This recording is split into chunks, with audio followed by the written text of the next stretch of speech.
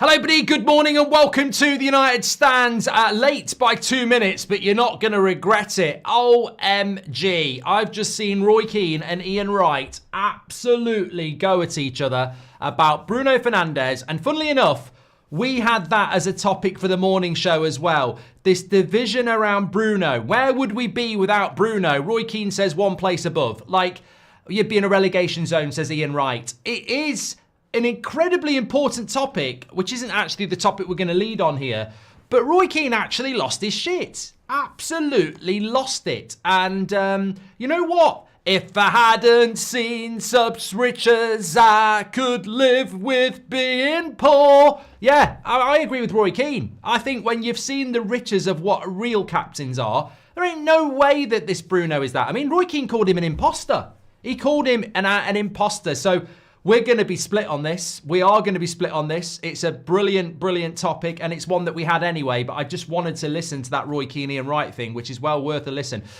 Look, also, lots to talk about this morning. Ruben Amorim dealing with another issue. Garnacho going down the tunnel after being subbed yesterday has caused him a lot of problems. He said he's going to discuss it in more depth in the press conference tomorrow, but obviously that is another issue for Ruben Amorim. Another issue as well, he said that, look, these players like the way we play in the second half. They like a low block. I don't like a low block. I want to play a different way, but these players suit a low block. Again, sort of sitting down the hipsters who thought we were going to get smashed yesterday when he went to a back five. Also explaining why he took Garnacho off, even though many of us didn't agree with that.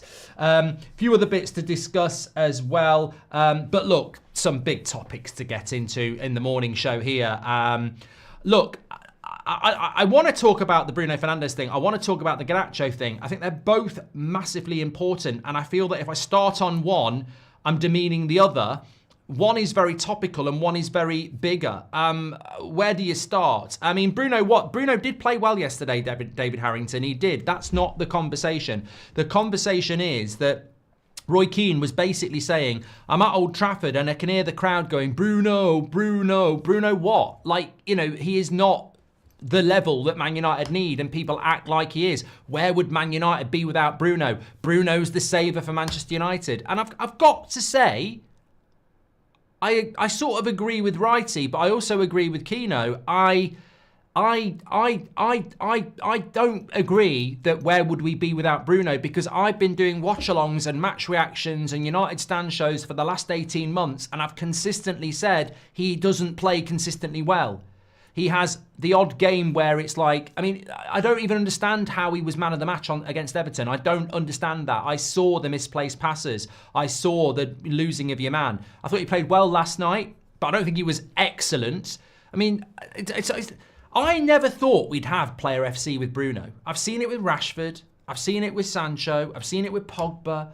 I've seen it with even Harry Maguire. No, maybe not Harry Maguire. But I never thought I'd see it with Bruno. And I don't know what has happened to the standards of this football club. Bruno is the best captain we've got, but he's not a good captain.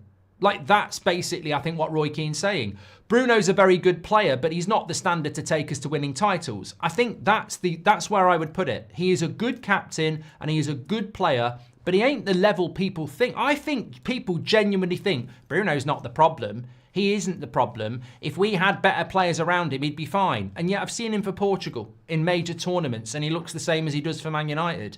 He's a decent player, but I do not agree anymore that Bruno Fernandes is the player that's going to be lifting a Premier League trophy. I don't think he's going to be lifting a Champions League trophy. I don't think he's going to be lifting a World Cup, and I don't think he's going to be lifting a Euros. I think he is effectively the best we've got at the moment, but I don't agree that he's keeping the club up. Like, Man United would be in the relegation zone without Bruno Fernandes. Maybe we would. Actually, maybe we would. But we're 15th with him. So how do we get into the top four? Oh, put better players around him. He's had better players around him. Like, we've been in the top four with Bruno, but we won't win the league. We won't win the league. He's not. As a captain, he's the best we've got, and trust me, the players do respect him. But I saw a cross go into the box from him yesterday. Mazraoui's busting a gut to get onto the end of it. Mazraoui can't get there. What does Bruno do? Yeah, you know, I'm like, fucking hell.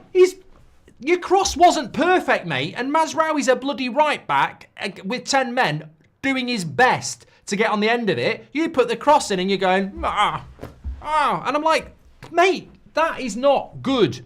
That is not good. I know for a fact there'll be players in that dressing room that don't like the way you react to them. But it was incredible. It was absolutely incredible. And I have got to say, a lot of ex-players talk a lot of shit, but we all do. But it doesn't mean they miss the target all the time. And I don't agree that, Ian Wright said that he solves a lot of problems, Bruno. They'd be in a relegation zone without him, and on a regular basis, he saves the club. I mean, what problems does he solve? I don't know what problems he's solving. He doesn't do it on a regular basis. That's the problem. I think since Christmas last year, he's had way more bad games than he's had good. And that's proved in the player rating show that we do after every single game. It's almost like we're clinging on to something as a football club at the moment. And wrongly, I think we think Bruno's brilliant. And I don't think he is. And I think that's very dangerous because if he believes that, we really are screwed. I don't think he's anywhere near the player he was in the first 18 months. Nowhere near. You go and watch Bruno Fernandes in the first 18 months. He ain't that player. He hasn't been that player for 18 months. So, look, I think there's so much more that can come out of Bruno Fernandes. And I agree with Roy Keane on it. And I think it is an opinion that's going to divide. But we'll create some sort of poll around it. Jose says this guy hates Bruno. I hate you, mate. And I don't hate anybody because you're the sort of person that destroys any footballing debate by saying that somebody hates somebody if it doesn't go with your opinion because you can't articulate a couple of sentences when I've just articulated for 5 minutes my issue with Bruno. He's a good player. He's not a great player. He's a decent captain. He's not a great captain. That's the problem. And he's massively inconsistent. That's the problem with Bruno. I like Bruno. I mean, the fact that you say I hate Bruno is offensive because if you've been watching the United stand for any period of time, you would know my obsession with Bruno before he came in and why and how he's one of my favourite players. But if he's our best player, look at where we are.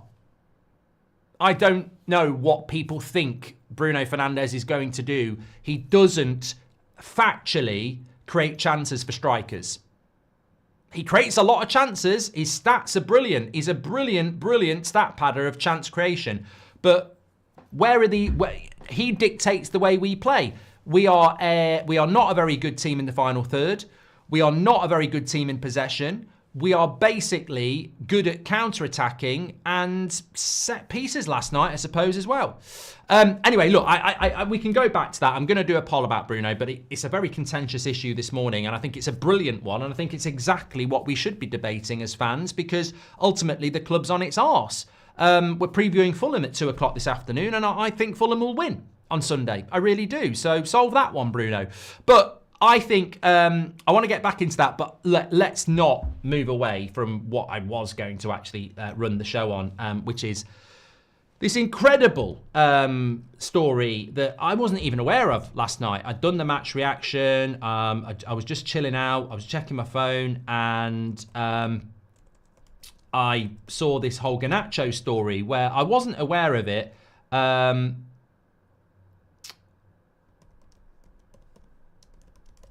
just going to do that. Is Bruno the guy for United? Yes or no? So basically, he got subbed off and he went straight down the tunnel. I mean, I don't know why we didn't pick up on that, because that happened in the first half. I didn't know that he'd gone down the tunnel until half an hour after the game.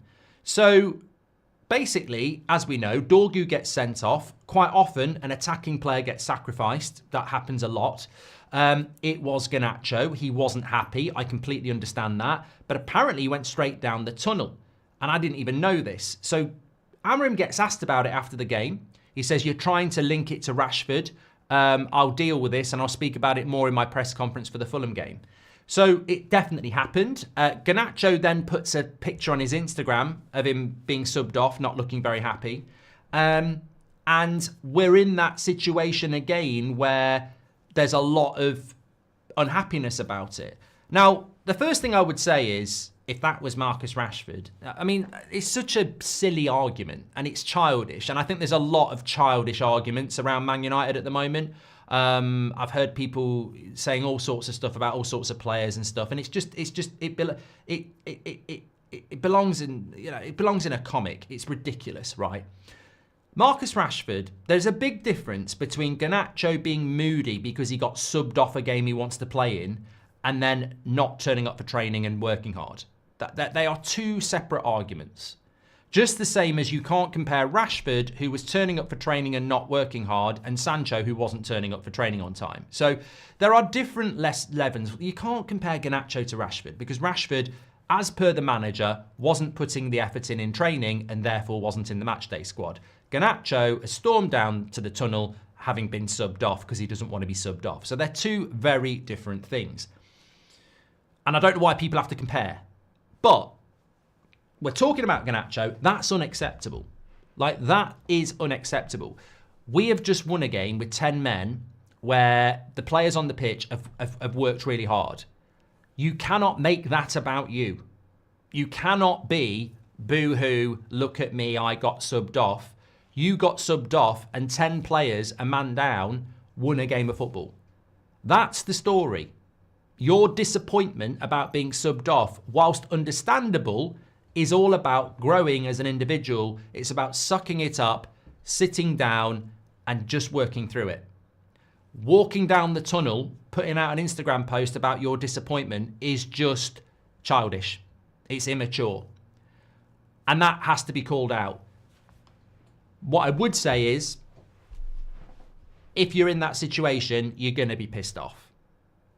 Anybody's pissed off in that. I've seen that happen countless times. I've seen Barcelona do it. I've seen Real Madrid do it. I've seen Arsenal do it. If you're that player that gets subbed off because someone else has been sent off, it's like you being sent off.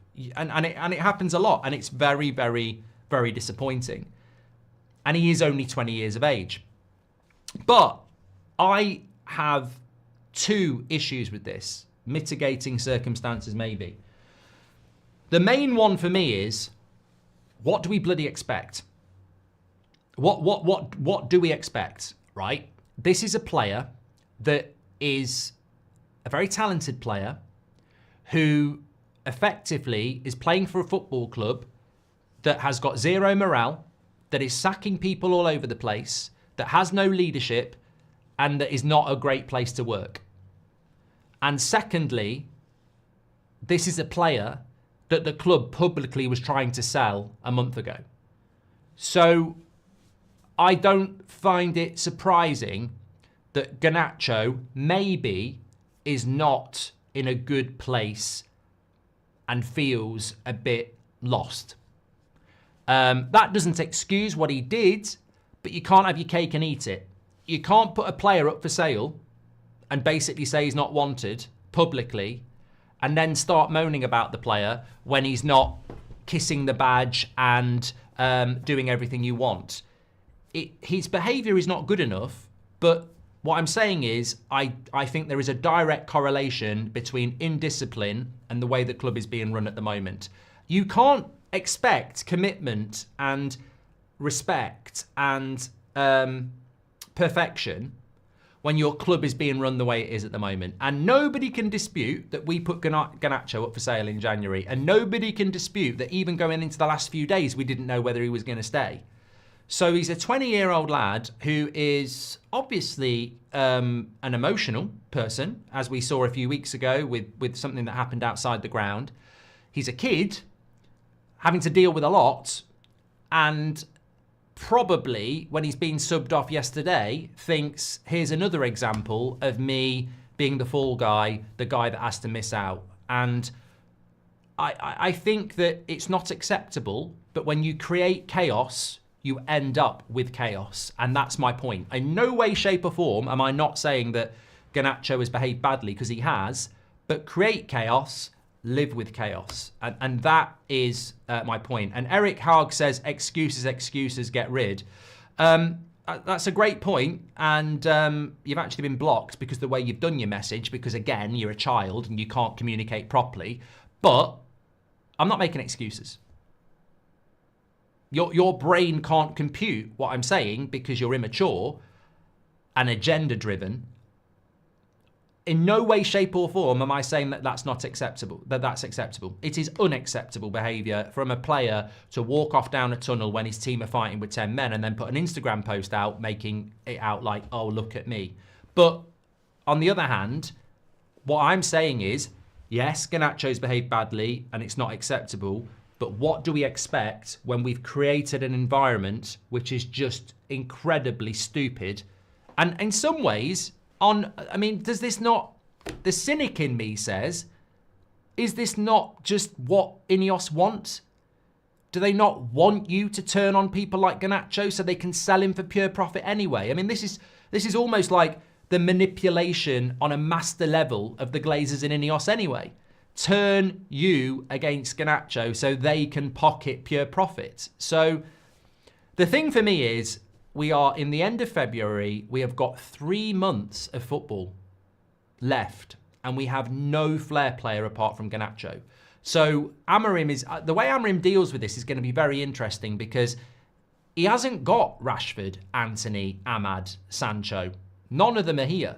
So if he decides to discipline Garnacho, we basically go out of the FA Cup and the Europa League because we haven't got any creativity at all like that. And again, whose fault's that? And I take it to the only person that matters is you and Amorim. And I look at Amorim and I go, well, how do you deal with that one then? How as a manager do you deal with that one? You've got a player storming off down the tunnel, disrespecting his manager and his teammates, who really should not play against Fulham. But if you don't play him against Fulham, you have nobody and you probably go out of one of the ways that could save the season. And whose fault is that? It's not Amorim's fault. It's not your fault. It's Ineos's fault because they didn't replace Rashford or Anthony and Ahmad got injured. And now the only player we've got who can take people on is Garnacho, who has now disrespected the club and the manager and should miss out against Fulham. But if he misses out against Fulham, you end up probably messing with his head again, and then we haven't got him for Fulham, we haven't got him for Sociedad. So that's how I look at it. That's how I look at it. He needs to be disciplined and he shouldn't play against Fulham. But because Ineos have fucked it up again, Amorim's sort of like, well, look, every part of me wants him not to play against Fulham, but if I don't pick him against Fulham, the bench is weak, the first team is weak. We're already weak as it is. So I don't know how you solve the problem, but obviously it's not acceptable. Keel says, agreed, but they get paid to be professional, says Keel. Mate, he's 20 years of age. I'm into my 40s and I still behave petulantly. So it must be great to be you where you're perfect, but we're dealing with human beings. And also, we're not actually dealing with human beings. We're dealing with pampered, overpaid players who have huge egos and, as Ten Hag said, can't deal with criticism. I mean, it's almost ironic, isn't it? On the day that Eric Ten Hag's interview came out saying that Man United players can't deal with criticism, Garnacho gets subbed off and storms down the tunnel. I mean, if you didn't believe Ten Hag, I hope you do now. And then you've got Keel making a good point that they're professional and they're paid a lot of money and they should behave that way. But that's idealistic, mate. The reality is you can't just go, well, they're professional, they should behave like this, because they don't. They actually don't. So what do you do? We're back here talking about Garnacho tweets, says Harvey. You won't be beating Arsenal at Old Trafford playing like that, says Zane. No chance. Mate, well, you bottled the league, mate. Fair play for showing up. If you surround a BMW with Citroens, it will look the best. We're a Rolls-Royce club. A lot of changes are needed to get back here. Bruno's one of those, says Hitton. Bruno would be better if he trusted others, says Tatiana. If we didn't have Bruno's goals assist, we'd be screwed, says Danny. Michael says, you've got an agenda against Bruno. You've been soft on Rashi for a long time, only until Amorim came. I don't know what you're talking about there, mate. I think you're watching the wrong channel. I feel the team are heavily micromanaged with Bruno telling teammates where to be. You could see the confusion on the player's face last night, says Niki. Ricky Balboa says, hi, Mark. If an offer came in the summer for 50 million euros, would you sell Bruno? Are United competent enough to replace him? Well, look, we pay Bruno 300 grand a week as well.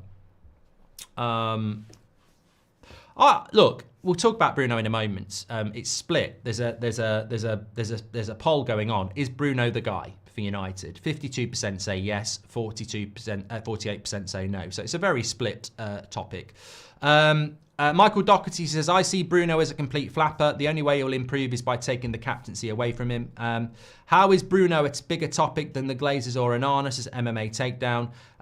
Patrick Lynch says, thanks for the super chat, Patrick. Bruno is an example of how United are run. He does the job as captain, but is he the best use of him? Probably not. It's just filling in gaps. He'd be probably better without the burden of captain. We've seen that before with Maguire.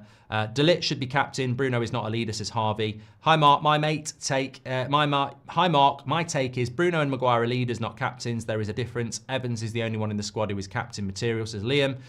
John says Anana needs to go. He's an imposter. He has to go. Yesterday, blaming Dorgu when he ran off his line for no reason. Yesterday, a good goalkeeper makes them saves easy, says John, and the game would be easier. We have to get back Dave back in the summer. Everyone who got him to leave is not here anymore. Free agent in the summer, says Tony Marshall. Instagram post was worse than the snub, says Robert McCormack. Thank you very much for that. What's the owners causing chaos in the club got to do with the team playing shocking? People blaming the owners for the team playing shocking. Well, it's got everything to do with it, James. I'm not even going to waste my time on it. I feel like I've spoken all week about how shit rolls downhill and what you do at the top affects the bottom. I mean, are we really going to waste more time talking about how the owner of a football club causes the problem? Bruno is 30 and value only goes down from here. I would cash in and reinvest. No hate. He's been a servant for the club, but that's just my view, says Ardo. Chat to him. He's a kid and wants to play. Cantona was petulant at every club before United. Manage the lad, says Michael Henvey. Robert McCormack says he was a disgrace. End of. Who does he think he is? And Eno says, with all you've said, Mark, this is the same Garnacho the coach is back during a difficult period. This is a pop at someone who has publicly had his back. Remember the incident where he wasn't celebrating with the fans. It's mentally, we need to get rid of him. Look, just to close off on Garnacho and move on to something else, my take on it is this. I think he's going to get sold in the summer. I think Garnacho, I think Man United had a deal ready to go in January. And I think that Amorim didn't want it to happen because there was no replacement for Rashford or Anthony. And thank God Amorim did do that. But I think Garnacho obviously was involved in those talks. And I think he knows he was very close to going. And I think he knows he's going in the summer. So I think Ineos have completely demotivated a player as well. This is a player that I think was going to go in January. I think Amorim fought against it quite rightly. And I think he knows he's probably going in the summer. And I just think his head's all over the place. And that's not an excuse. But I just, again, look at the ownership and go, thank you very much. You've completely and utterly fucked our season. Like, you don't replace Rashford and Anthony. You unsettle and try to sell another winger. And guess what? You brought a manager in whose main position is wingers. And you've decimated nearly all our wingers. I mean, I don't blame them for Ahmad, but you know what I mean. Con says it's the second or third time with Garnacho. Should have learnt by now. If you had Bellingham instead, you'd be 15th as well, says Bernardo. Thank you very much. So, look, we'll see what happens with that. Obviously, the press conference from Amorim tomorrow will be very interesting.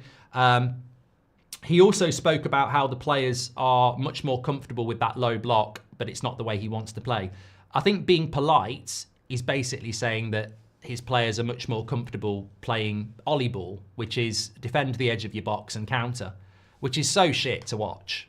And I agree with Amorim. It's a horrible way to play, but it really does suit us. If you think about Liverpool, if you think about the draw at Liverpool, if you think about the win at the Etihad, if you think about last night, if you think about Arsenal when we went down to 10 men, this is the way they want to play. So when you listen to these ex-players or hipsters saying he needs to change it, I hope they realise that's it. That's what they're talking about. Because that's the only system that suits these players. And it's not even formation-based. Like, it literally is the system the Robbie Savages and the Gary Nevilles and these hipster fans are talking about is that. I don't think they realise it's that. I don't think they even know what it is they want it to change to. I just think they've got a weird fetish obsession with Amorim's 3-4-3. But actually, Amorim's very intelligent and he's calling them out. He's saying, look, we do play better with a low block, but it's not how I want to play. But it's how the players play better. And that's your system change.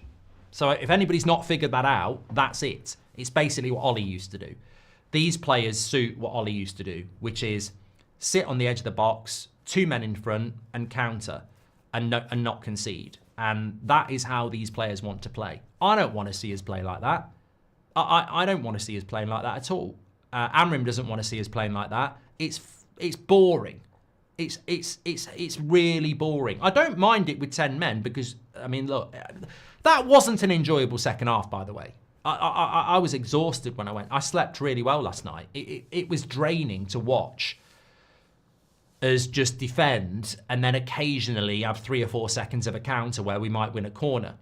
It's counter FC, and we used to do it with 11 men under Ollie, and it was boring, and that is what these players suit. So when you're listening to your hipsters or your ex-players or your media saying Man United need to change their system, I don't think they realise that's what they're talking about, but that's what it would be because that's what suits our players. And obviously Amorim doesn't want to play that, and neither do I, but at least we know what suits these players. Many of us knew it anyway. I mean, Bruno suits a counter-attacking team. That's why he loves to hit the long ball. Rashford used to suit a counter-attacking team because it's quick. I mean, if you look at Rashford when he came on against Palace the other night with their low block, he struggled because Man United struggle against the low block. So, look, we can't play like that either because last season, Ten Hag was doing this and you got Gary Neville and Roy Keane and everyone saying, you can't play like that as United. You can't play that. I want the style of play. So a lot of the time, I just turn the volume down because they talk about changing Amorim's system, which wants to be more on the front foot.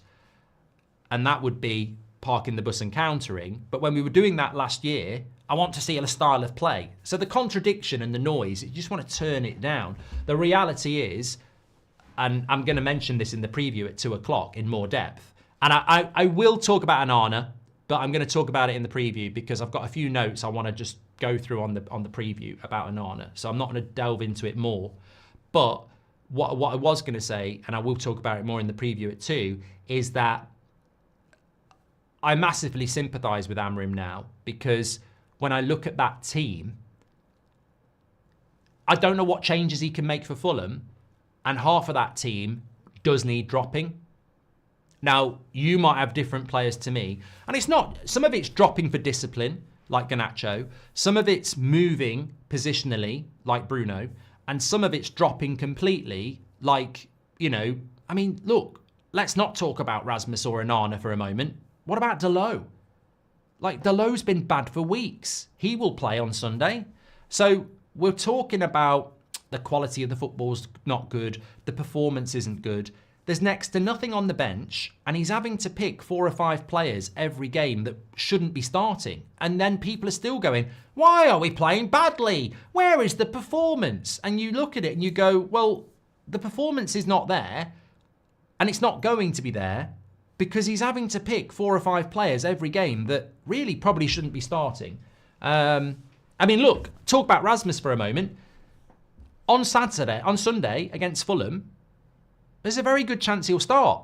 And I very much agree with that. Even though his confidence is on the floor and he's not playing well, there's a very good chance he will start because your alternative is putting somebody like Obi Martin up front, who is only just 17, to play against people like Anderson and whoever else is centre-back at Fulham, very experienced physical centre-backs. So, again, I don't disagree. I mean, Rasmus could probably do with some time out of the team on the bench, but we have no other options. And that's a big problem as well. We're fighting for our lives effectively. But yeah, I liked the fact that Amorim sort of called it out that these players do like a low block, because what he's basically saying is, you've got all this external noise telling me to change my system and change my formation. We play a formation and a system that everybody wants us to play and the players like, which is a low block. And it's horrific to watch. It's horrible to watch. Our attack is missing midfield runs. We should have sold him, but no one is making those runs this season, creating more space for the striker. We essentially played with 2 strikers in the attacks, says AJ. Out and about with Jose, thanks for your super chat, says, I feel bad for our strikers. They're trying, but when I see a player like Delap and what he gives, it leaves me feeling envious. Would love to see that fight and vigour in our squad. Daz says, how many players that started last night from Jose's Ollie side 2 or 3 and they still play a low block? That's worrying, says Daz74G. Bruno gets into our EPL winning team. How many others do? No, he doesn't. So, hold on a minute. Let me think of some Man United Premier League winning teams. I can't... Well, you can piss off with 08 and 99 for a start. Do you want to go back to like when we won the double in 94? Because he doesn't start for that team. Not with that. What? We got Ince, Keane, Cantona, Hughes. Forget that. There will be 1 or 2 Premier League teams he might get in for, but the vast majority, you're forgetting about it. Forget about it. This is what Roy Keane's talking about, though. These strange United fans who glow Bruno Fernandes up like he's a legend of the football club. I mean, he's a legend in the last 5 years, if that's your standard. But God, get back up your mum's chuff, because you definitely didn't live the glory years. I really don't understand where the hate for De Ligt comes in the press. Even a mate said that De Ligt is one of the worst signings after Anthony, says Peter. You know what it is, Peter? And it's very similar to that what was said about Bruno there. You can almost create a story just off relentless projection. Like, De Ligt, factually, has had about 3 or 4 bad games. And the vast majority of his games have been good. But the media sold him as crap from day one. He's slow. He's not very physical. Juventus and Ajax got rid of him because he wasn't good enough. And he's none of those things. It's just pure ignorance, like Matthew says. Worrying thing for me is that we had to depend on defenders scoring for us last night. Nothing attacking-wise yet again, says Simon. This makes me appreciate Ollie as a player even more, says Keel. Patrick Lynch is back again. He says, remember, Ronaldo walked down the tunnel before the end of the game at United. People consider him the GOAT. Can't condone Garnacho's actions, but these things happen. It's more about how it's dealt with. I completely agree with that. Why can't we create chances for the striker, says Daniel? Because we have a captain who is Captain Chaos. The way we play football is chaotic. Now, that's been going on for years. I never watch Man United and see patterns at play because we haven't got the discipline. We haven't got the composure. We haven't got the patience. There are players on that team. Even Garnacho yesterday, we played a really good bit of play down the left-hand side. He cuts inside.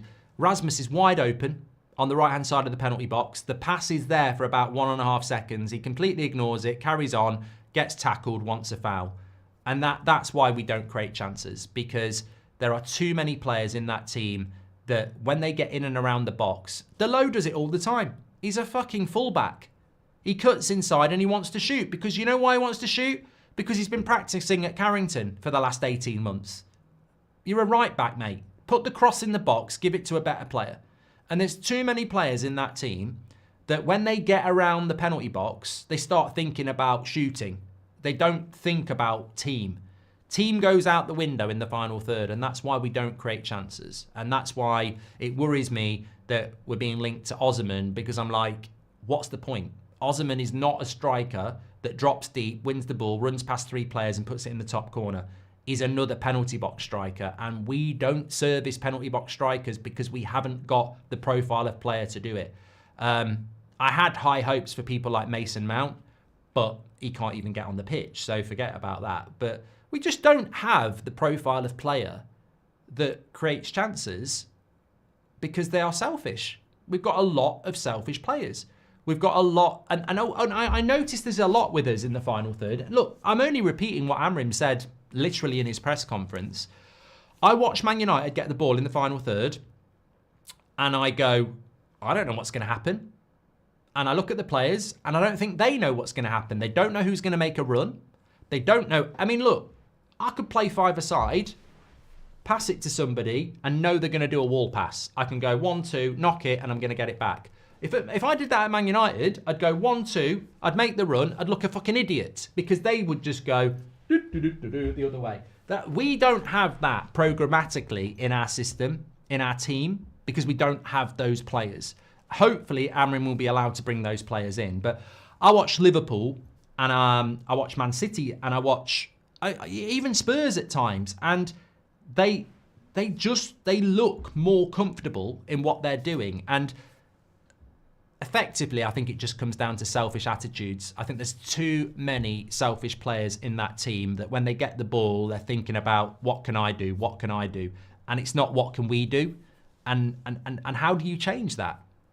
How do you change that? And also, as well, how many times do you see something break down and players go, that's learned behaviour? Because there are a couple of players that have been doing that for a couple of years. Like, you misplace a pass or something doesn't go right, and it's like the whole team. I've worked at places, I've played football, I've done other things, and when you're trying your best and you're trying to learn, and people around you are going, it ain't gonna. You're never gonna grow.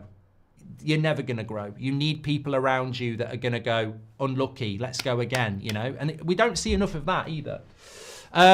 What's the done that from James Jones? Thank you very much for that. Can I just say as well, big shout out to everybody who has signed up for player ratings, but also it's the same sign up for the fan survey. We've had nearly 10,000 people sign up for it already. That's probably going to go out tomorrow. It's the same way that you do your player ratings. So links in the live chat or in the video description. Just click it, put your email address, create a password. You'll get a confirmation email. Once you've verified that, you will get the email coming through about the fan survey, probably tomorrow, but also you'll be able to do player ratings every time. Thanks everyone. Look, there are 2 million subscribers to this channel. It would be great to be able to do this fan survey with at least 50,000. So make sure you sign up, because when we come back with the results and we can say 50,000 fans have done it, that's a very big survey to be able to go up yours to any media outlet or the club and go, look, this is what fans really think, and it's all from a united community. So make sure you sign up for that. Mark, did you see the super? Says Duma. I'll have a look for you. Bruno Fernandes has been Man United's best and influential player in the last 5 years, says Kay. I agree. What do you want? A medal? Because we haven't got one. I don't. To me, it's about standards, and I don't think he meets the standard we want to go to. I don't think he's a captain. I think he's the best captain we've got, and again, that reflects terribly on the ownership that we're still using Bruno Fernandes as a captain because he's the best one we have, but he's not good enough to be a captain of Manchester United, in my opinion. I think he's the best we've got. I don't think he's a good captain. I think there's a big difference between that.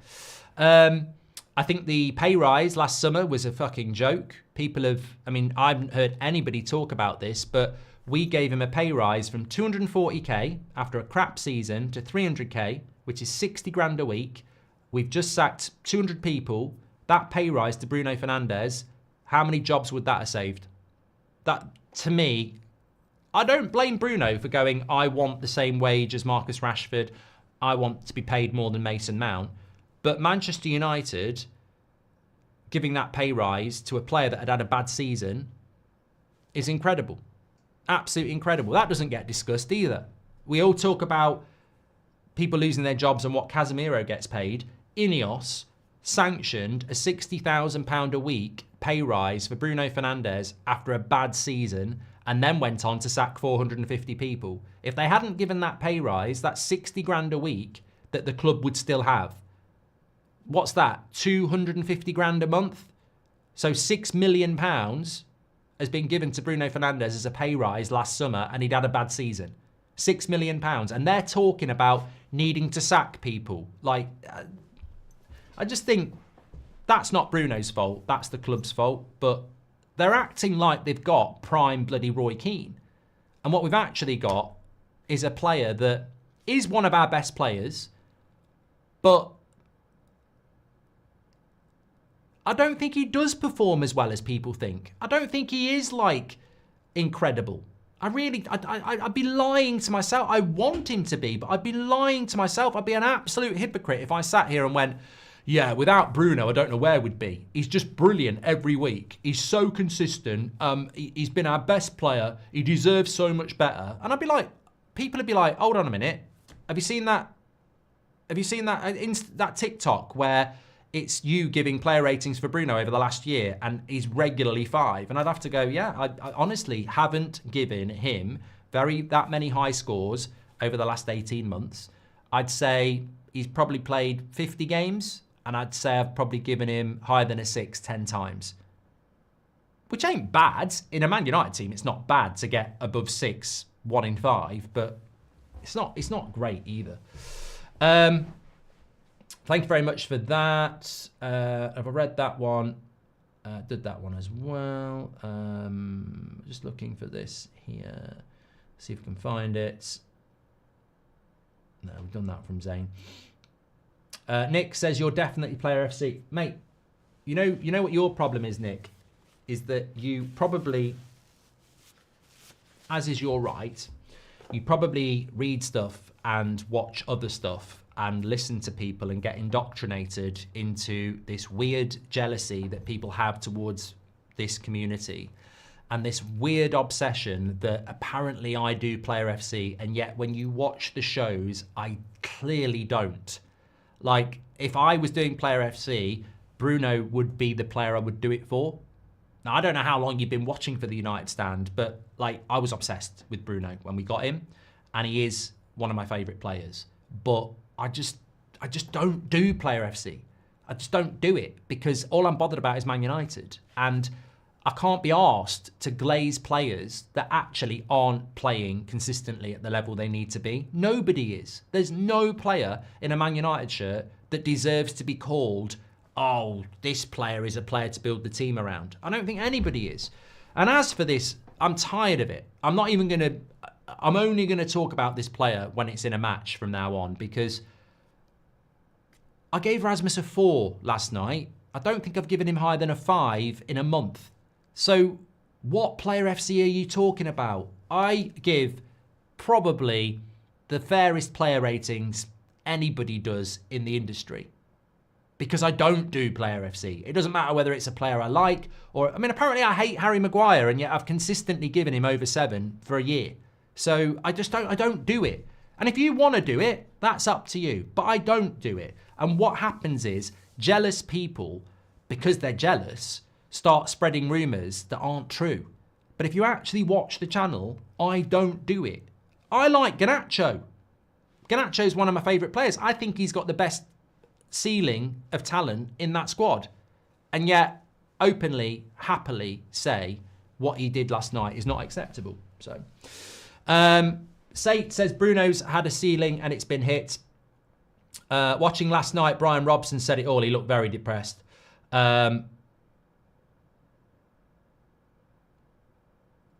Trizzy says, you're full of it, Mark. You talk Bruno up the most. At the moment, he's the best of a bad bunch. His performances since 2022 have been shit. I actually agree with what you've said there. I don't know why you're trying to make out that I'm saying something else. If we sign up for the survey, says River Manu, I don't know about that. I'll find out for you. Thank you very much for your super chat. Mate, I'm the presenter of the channel. I don't run everything behind it. I mean, as brilliant as I am, I can't do 3 shows a day. That's football, and then run a whole organisation as well. So I will find that information out for you. Bruno is stats. I've never rated him. Worst captain United's had for me. I back Amorim and trust Amorim. He got Dorgu, says Reyes. I'm your age. Bruno under Sir Alex Ferguson would have been amazing. Everyone since 2013 has failed. Hard to fly like an eagle surrounded by turtles, says Michael. I think you're talking out your arse, mate. I don't think you're my age, and I think you're a troll. I absolutely do not think that Bruno Fernandes under Sir Alex Ferguson would be amazing, because I can't, for a start, see where he'd play. We didn't play with a number 10. So the only thing we sort of did is have people like Cantona, Rooney, Paul Scholes, who sort of weren't strikers but weren't midfielders. He ain't playing ahead of any of them, mate. Bruno doesn't get in a Sir Alex Ferguson team. You're absolutely dreaming. And I can't believe you're trying to put a player that has consistently not played well for 18 months, who throws his arms in the air all the time if something doesn't go right. You're trying to put a player like that in Man United sides that actually were successful. Come on. And also, I think what we've got here is we've obviously got a conversation going on here. Whether you like it or not, whether you're passionately going either way, we've obviously got a conversation here. Because it's not a landslide either way. We've got 52% saying Bruno is the guy, and we've got 48% saying he's not. I think that he's a good player, and he is a good captain, but he is not a great player, and he's not a great captain. And I think that's what it is. I mean, anybody who says he's shit is a moron. And I think anybody who says that we're better off without him is a prat. But I think anybody who says, where would we be without him, is amazing, is also a prat. I think he's a good player, he's not a great player. I think he's the best captain we've got, but he's not a great captain. And I think that's how I judge it. But I think the most intelligent analysis I've heard in the last 24 hours about Bruno Fernandes is, where does he fit into this team? Where does he fit into this system? Because it's very clear, if you're playing behind the striker, you've got to be quick. He ain't quick. And if you're playing in the pivot, you've got to be a proper defensive midfielder. And he ain't one of them either. So I don't actually know where he fits in the team. Like, where does he fit in the team? Because he's everywhere but nowhere. You're everywhere and nowhere, baby. That's where you're at. Yeah, look, he's one of the least of our problems at the moment, and it's funny because it seems to happen all the time. You get pulled into a Bruno conversation, and we have, all because of that clip I saw of Roy Keane and Ian Wright, and then I'm going to end the video by saying, you know what? We've all made the biggest mistake ever. We're having a big debate about a very divisive player who actually isn't in our top 20 problems. And that's where I think we all have to agree. We're talking about an issue that is a problem that's way down the road. Like, it's definitely not a problem for now, is it, really?